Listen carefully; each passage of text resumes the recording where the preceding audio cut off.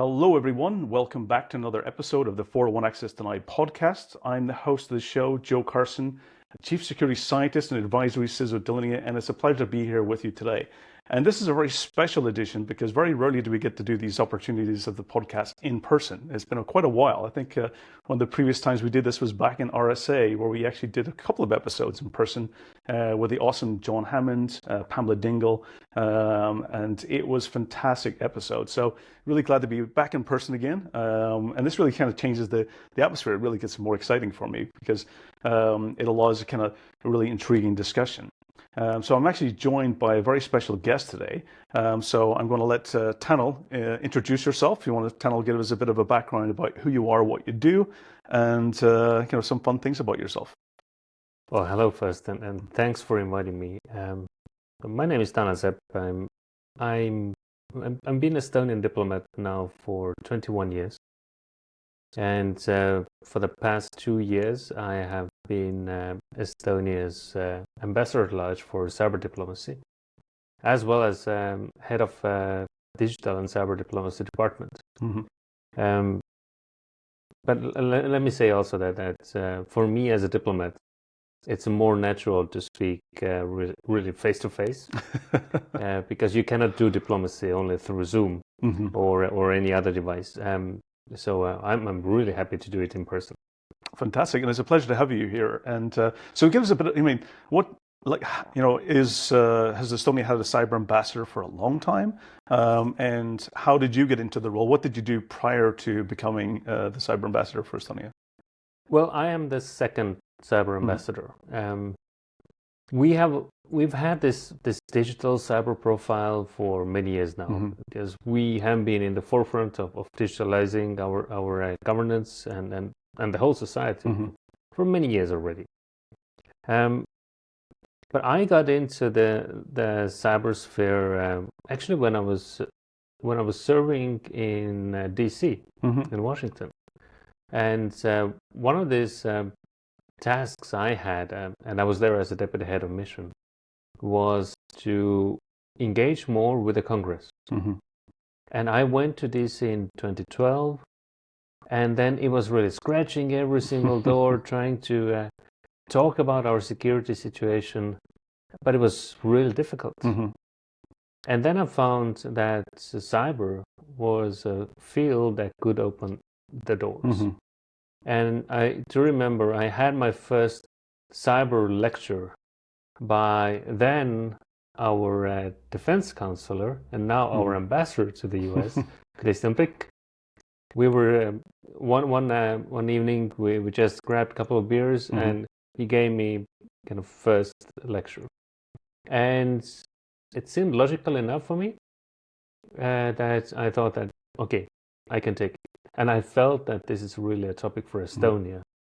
Mm-hmm. And that's where it started.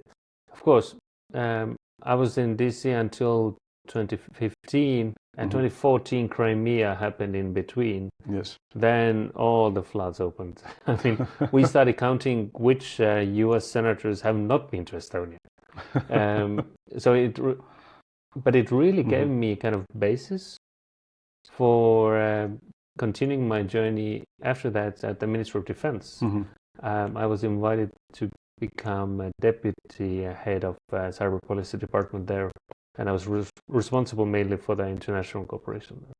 Fantastic, and that definitely, those times are really lots of incidents and lots of activities was happening throughout the years. And definitely one of the things, around Estonia, cybersecurity being very important. Can you tell us a bit about, how important is cybersecurity for Estonia? Of course, there's been several events over the years, including 2007. Can you tell us, how important is it for the country, and what's the priority around cybersecurity? Estonian government went to paperless mode mm-hmm. already near 2000. We've had most of the services digitalized already for a long time. Mm-hmm. Before COVID, we had this joke that there are two services that you cannot do online. One is real estate transactions, mm-hmm. and the second one is getting married and divorced. So with COVID, we solved the real estate transactions. Mm-hmm. And the joke is that we're working on marriage, partly. You can already submit your marriage application online, but you have to be in person there, like our podcast. Yeah. So there's a lot of this background noise in terms of what we have been really trying to do, and it has become kind of part of our DNA to do things online. I also served in Afghanistan a long time ago, 2009 until 11. And I do remember I was carrying out also elections for Estonian soldiers in Helmand. And I had this ballot box with me, and we set up tents and the small booths for our guys to be able to vote. And then it was so funny for me. I was really proud that there was a line waiting to cast a vote. But around half of the guys told me that, no, I'm not coming. I have my ID card. I can vote online. That kind of hit me. That this is where we are already. So it's so kind of, as I said, part of our DNA to do things online. I mean, why should you go and then stand in queues? Yeah, and queues, especially the weather here is not not something you want to be spending time going and standing in queues and waiting for long lines and finding parking. And one of the things I always say is that what changed in Estonia is that it's really emphasized on reducing wasted time. And that's one of the things, we always talk about in the world, what's the most valuable things. And some people talk about real estate, some people talk about data and cryptocurrencies and so forth, and oil and energy. They focus on the physical things. But I always look at what things do we have personally that we all have limits of, and it's time. And the less time I spend wasting in queues and filling in forms multiple times with the same data, the better it is for my life, and it gives me time back. And that's one thing I enjoy about Estonia, is it actually focuses on reducing the waste of time and allowing the citizens to really do the things that matters the most and prioritize that. In my mind, I put it the other way around. It's not reducing the waste of time, but it's really gaining time for whatever you want to do. Absolutely. It's giving you the time to do the things you enjoy. Exactly. And I mean, I've seen quite many different presentations from different Estonian authorities about the X road, the kind of backbone system we have for this, or just e-governance. And there has been this one picture of a young couple in a park. And that is exactly the reason why we're doing it, so that you would have time for a family, for your hobbies, or for whatever what else you want to do. And as I said, I mean, we are all equal in terms of the time we have. Yep. So absolutely, and that's one of the things I always enjoy about the digitalization here. And for me, I can't remember the last time I went to a government office or, for basically filling in a form or doing any type of signing. I think it's been a long, long time, even to the point where in Estonia that I even got rid of, used to have two cars. We get rid of one car because there was no need, because you didn't have that need to go to all the different places, and it was so much easier to get around and do things digitalized. So, that's the cornerstone and backbone of Estonia. What happened in 2007 that kind of really changed, that brought cybersecurity more to the forefront? Okay. I mean, we don't like to interact anyhow with other people. Yes. That's another good thing about digitalization, that we can do things from home. I mean, there's a joke about Estonian nation. And I mean, it after having been lived here. So in 2007, what happened was that the government decided to displace a Soviet-era military statue from the center of Tallinn to the military cemetery. Yes. That is also quite in the center of Tallinn. Yeah, it's actually it's walkable. Exactly. So. But whatever we do, and this has been throughout the years, is that every single decision by Estonian government that is somehow linked to our history or linked to Russia, our neighbor, is always taken up by Russians in one or another mode. We saw riots in Estonia, and as I said, we don't like to interact with other people. And rioting is not anything. I mean, this is so far from our ideal life that this is really a rare occasion. So obviously there was some instigation behind that, and our Estonian police was quite resolute in putting the riot down. And then hacks or DDoS attacks started. It was the first time when a whole government or so many different services from the public and private sector were targeted. Yep. So it was our banking sector, our media. I remember I could not access my work email for a week or so. And I was here's one life hack that I was given at that time when the riots happened. And Estonian media was down. I was watching CNN in my Brussels apartment, and somebody told me, "Hey, through Skype, check the weather forecast sites. They have also live cameras and directed to the center of Tallinn, and there you could actually see. I mean, real time what was happening. Having this open mind and thinking outside the box is one thing." But anyhow, this event, and today I don't want to kind of overemphasize what happened. We had DDoS attacks, services were taken down. We managed to restore the services quite fast, and that is a really important lesson for anybody for the future. But the most important thing there was that these attacks brought cybersecurity as a theme to politics. Absolutely. Before I even, because I've been in the industry for quite a long time, and I don't remember any time prior to that it being on a top agenda for any government or in the political scene. Even on the media side, of course, prior to that, there was lots of, there's the anonymous side of things that happened prior to that. There was lots of DDoS attacks that happened, in the years before. But I think this is really kind of the first one that really targeted, a society at large, and I think even the media made it out to be more than what because I remember, yes, things were slow for a few days, but basically the Estonian government and IT and the responded very quickly. And within a few days, everything was back up and normal. If you were outside Estonia, you probably had a bit more difficulty accessing systems in Estonia.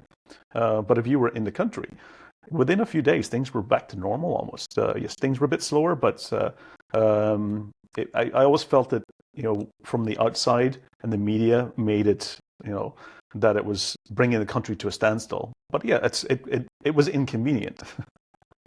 I mean, for me, if I want to paraphrase one saying, it would be like, "Thanks, Putin." I mean, this really gave additional attention to what we were already doing in Estonia, and for example, these attacks really helped to restart developing thought around cybersecurity and cyber defense in NATO. Yep. We already had established our own kind of national cyber defense center of excellence, but that helped to gather further political support. And after these attacks, we since then we have the NATO Cooperative Cyber Defense Center of Excellence, which is one of the best think tanks in. Absolutely, it's really going to get into the point where it's able to now start analyzing all the capabilities and all the research that's happening about some of the best practices about the cooperation, and really kind of bringing lots of countries together to cooperate and work together. It's really took a lot of those, previously where there's lots of walls down and sharing of information, and that's one of the places that actually enables those important discussions. Absolutely, and we didn't have this kind of center before. And right now, seeing what the center is doing, they're still organizing the world's largest live fire lock shields, lock shields, and working on international law, which is really important for us. Or Cycon conference, which I do believe is one of the best regional cybersecurity conferences, at least in Europe. Absolutely, I think it's for me. It's the important part of it is it brings all the key leaders and thought leaders and those who's working in the field all together in one place to have really important discussions. For us, as for an Estonian diplomat, what is really kind of core issue for me here is that since then we have somehow managed to kind of have this kind of gathering power. Yes. That whenever we talk about cyber, people listen, or we organize some event, people come here. And it doesn't mean that since 2007 we've been just living on that. No, I mean we've been constantly developing our systems, and also we've been quite vocal in terms of the government's role and their responsibilities in investing in cybersecurity. And I mean we've seen that now quite obviously with Russia's blatant war against Ukraine. I mean whatever our government or parliament decides or makes a statement, there's immediately some kind of reaction. Absolutely, people do listen now, and one thing is I think over the years that has become such an important topic that really it shows. I think one of the great things that's established was also Estonia was one of the first countries to really establish a really good public-private partnerships as well. And that was key, is that open discussions, communications, sharing, working together, and even the forming of the Kaitse League, which is basically you have the cyber portion of that, seeing in simulation and working together between the public-private partnerships. I mean that the origin of that is in the fact that in the Soviet Union. I mean, one thing that Soviet Union was good in was science and building rockets. And we had quite many engineers, and we had the Institute of Cybernetics already from the 60s. So we had kind of the school of engineers that could really build up different systems. And I mean, to be honest, in the 90s, when 91, when we regained independence, we were poor. And this is actually the reason why we are so good now. It was that we could not afford buying off-the-shelf solutions. We had to build our own solutions. One thing I always admired about Estonians is that when something breaks, they're not like just focused on replacing it. They're adamant on repairing it. I think, I'm sitting here, I've got soldering irons and stuff, but pretty much every Estonian household has a soldering iron, has a set of tools. And every time I see something that's break, I remember even with my father-in-law, we'd travel places, and when we went to stay in a hotel and he found something that was broken, he could not leave until he actually fixed it. Clocks, TVs, radios. And I think I always admire that, because absolutely you're right, is that the key thing is, Estonia was, even during Soviet times, was that key center for mathematicians, for science, for cryptography, for engineering and programming. That was that key part. And I think that was one thing that allowed Estonia to excel after the re-independence, was that key knowledge that was here. And the ability to do things on a shoestring is that, do things, you had to build it yourself. You had to be able to develop it and create it. And that was a great, I think, foundation to start with. And it's still an asset for us, because whenever I go around the world and speak about the Estonian experience, or our diplomats are doing the same, then our story of being quite poor after the collapse of the Soviet Union, and now seeing where we are now. I mean, we have done huge developments, and we have gained so much, and so much credit goes to the digitalization Yep. and what we have done in this sphere, that this story, it's also quite relatable to our global partners. Yes, that the question, of course, is about education and how to build up the kind of the school of engineers and the school of people who can really do the development work. But nevertheless, I mean, every country has its own universities, its institutes. The question is, how do you really utilize this knowledge base?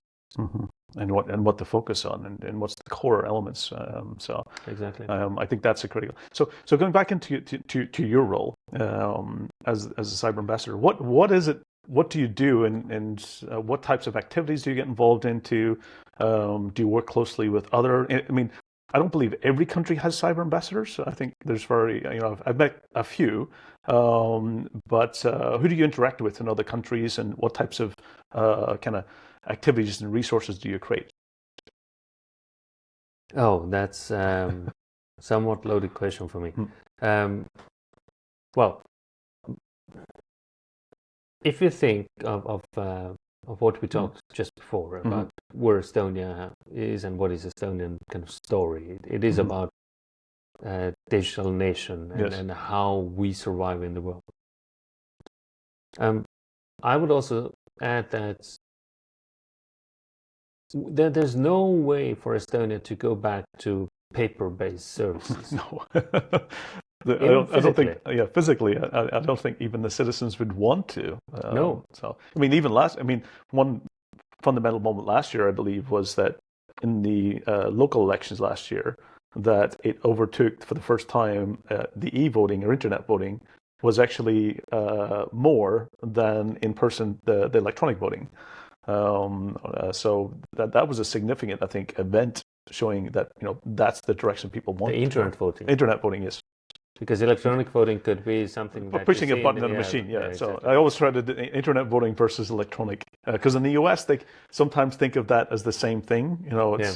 But here it's two distinct. As one is using, not going to a location and pushing a button. You're doing it from your own device in your own time at your own location. And soon we'll see also mobile phone voting.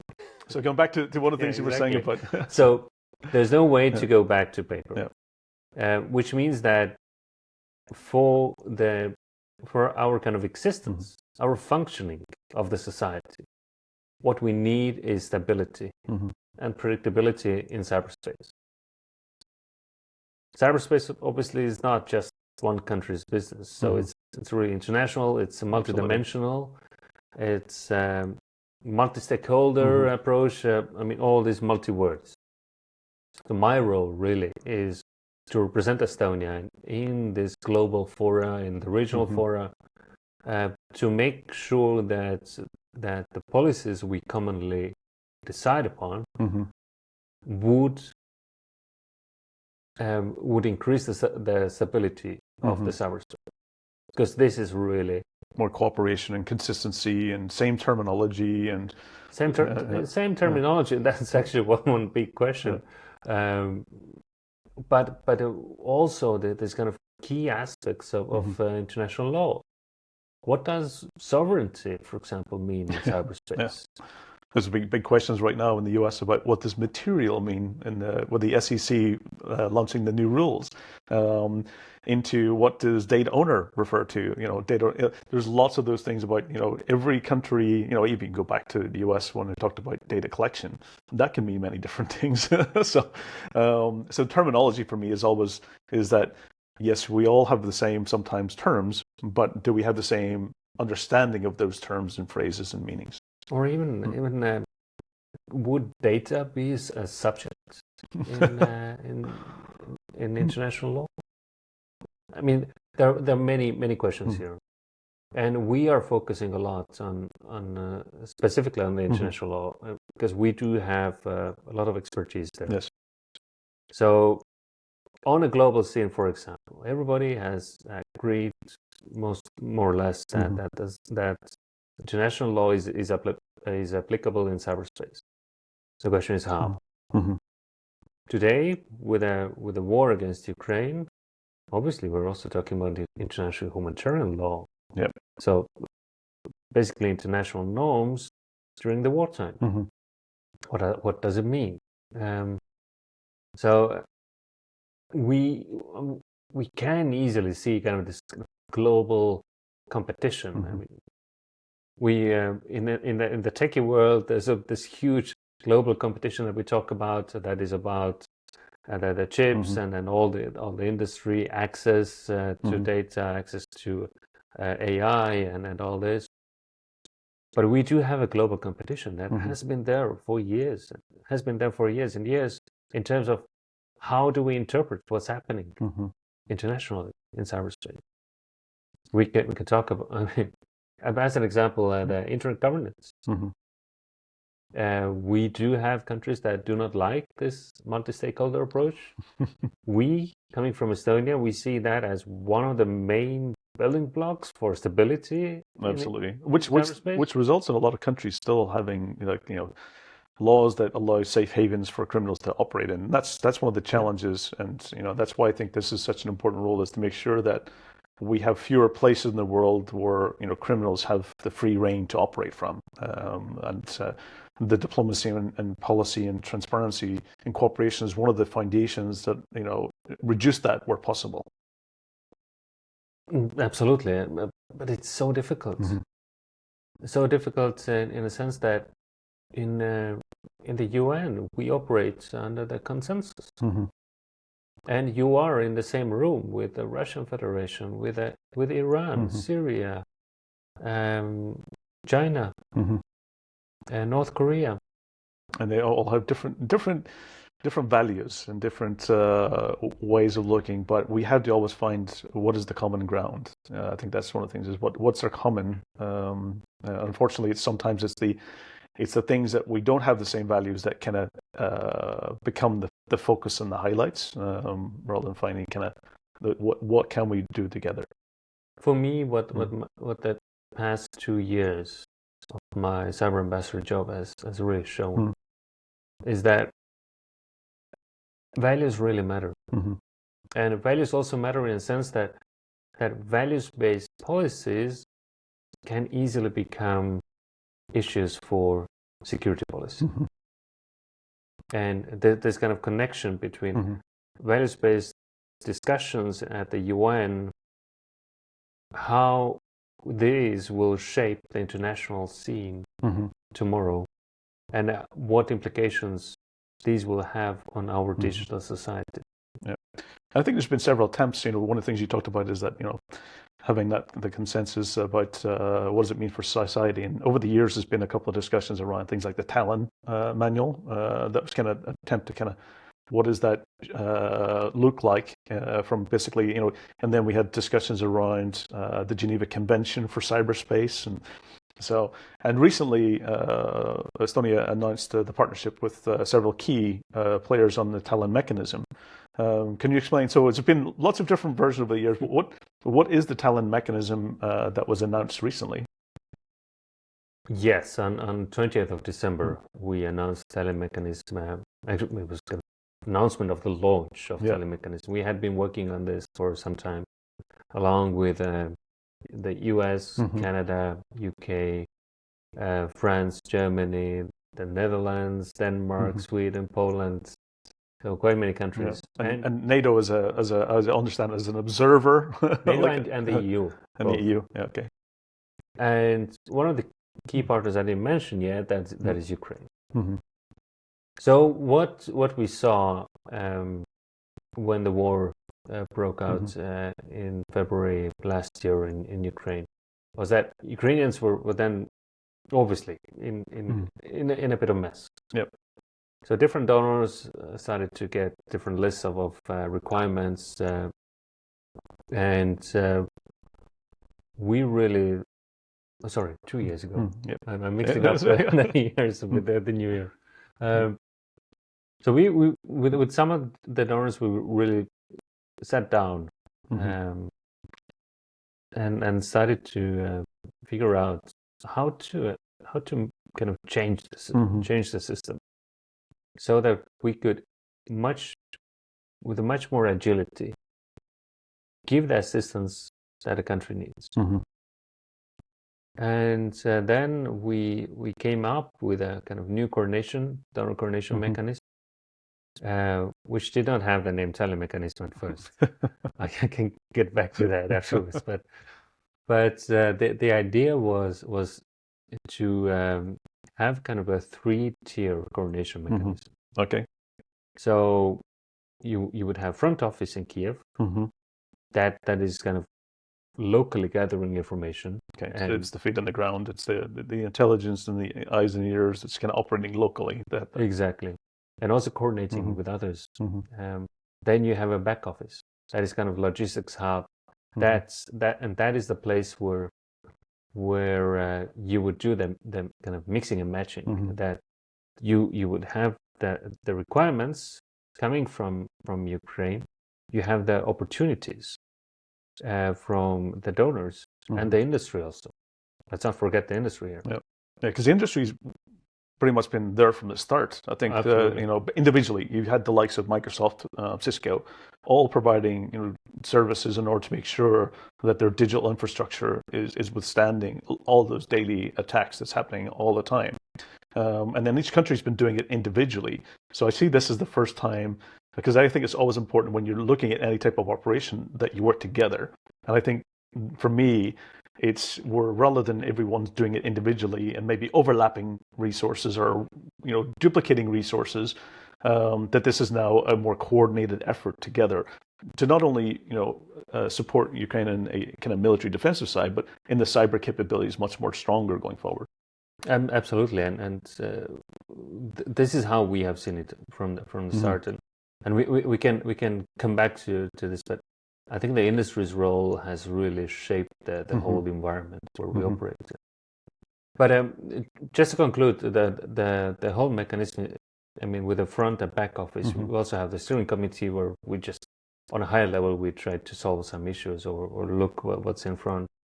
But the front office in Kiev, this is manned by Estonian diplomats, so we have already made a lot of kind of effort to make sure that it works well enough, and that the back office is in Poland, which is also for logistical reasons, it's quite logical. And now and we've been also in close contact with an organization called CDAC, which is Cyber Defense Assistance Collaborative. And this is kind of this organization that brings in all these big tech companies that have been assisting Ukraine, because we really see that we cannot do without them, and we would not want to do it without them. And they, as far as I've understood, that they have been looking for this guidance for what is a priority area now. What are these priority needs that they could also help out with? So we will come in with that information, when we can easily kind of put together different sets of information, and also maybe at one point tell the industry that hey, we see that this is a futile activity right now. Maybe you could turn your attention to something else that is more priority right now, because in the end we need Ukraine to win the war. Yeah, it's ability to be more, as you say, agile, move faster, make decisions faster. Like we have that insights on the ground, quick cooperation, which can really make a difference. And I mean, if this kind of cooperation works well, this could be easily a great example also for the future for some other conflicts.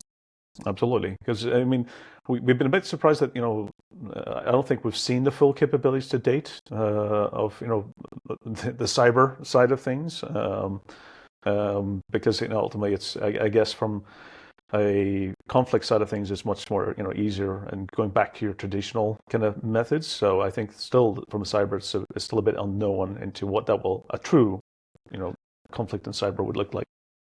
I mean, my conclusion or lesson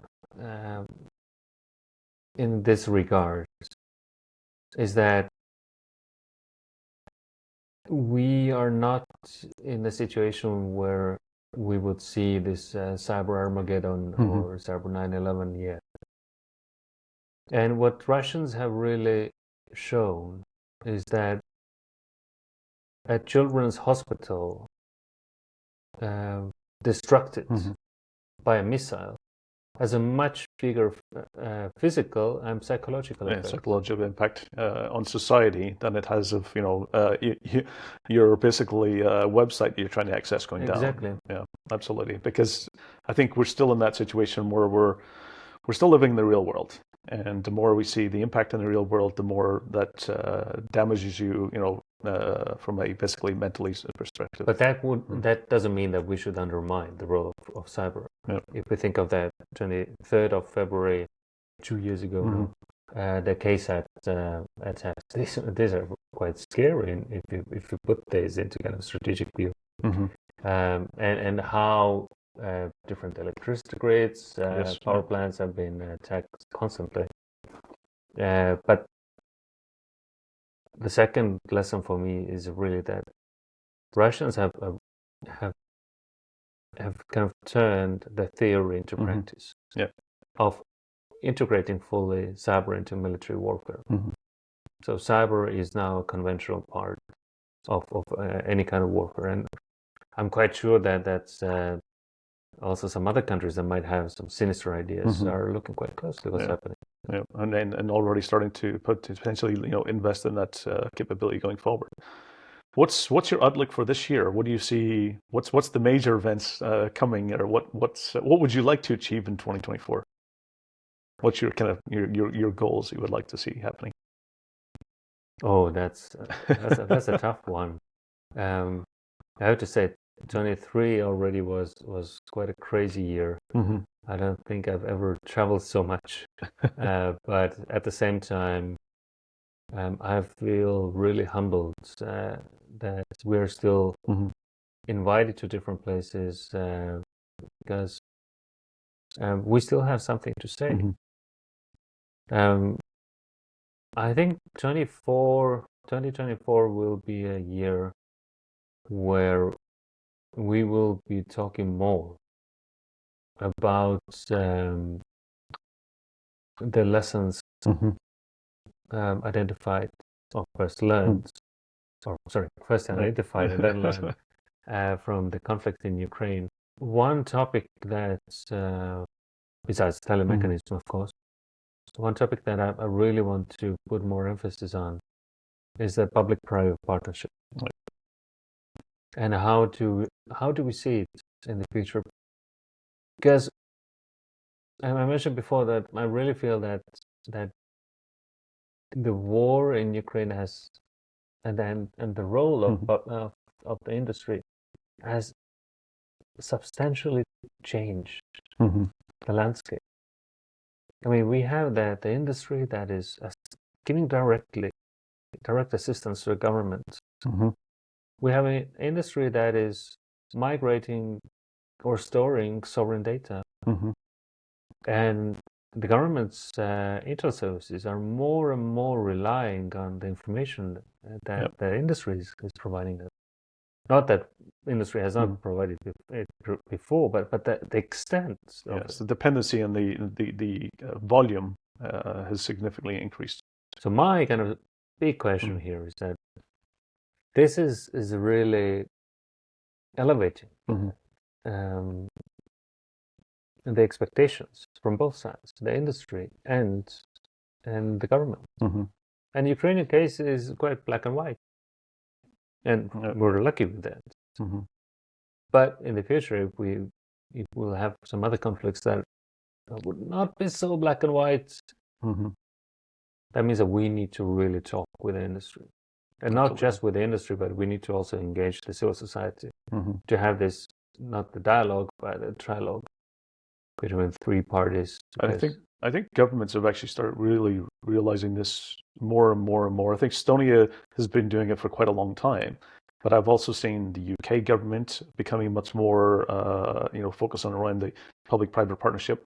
The US as well with CISA was something that was really never happening prior to that. That they've started becoming more proactive, more sharing and trying to, rather than sharing intelligence quickly so that people can actually do something about it. Where it was, where previously it was more about one directional information flowing. You get it from private industry, would go to the governments. Now it's actually more cooperation. I think it's more transparent, more bi-directional, which makes a massive difference, because then it allows those organizations to really know what they can do much better. And this has really changed, I think, more so in recent years. So I think that as we see moving forward, I completely agree that it's the cooperation which is going to be the foundational key to making sure that, one is, we not only provide a safer internet for people and citizens within countries, but all over the world. In countries that may not have those capabilities, it will be able to expand it and share resources so that they can become having a safer internet as well. Exactly. I would add one other topic here, which will be a key one for me this year, and that is related to AI.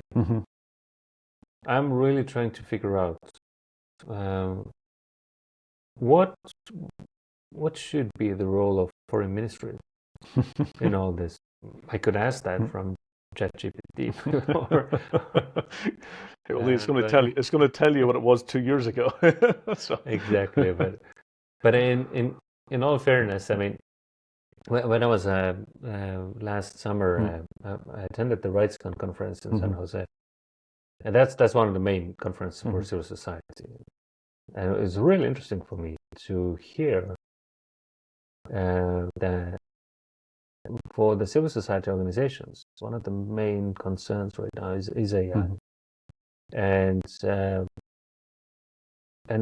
I never thought that it's going to be so predominant thing.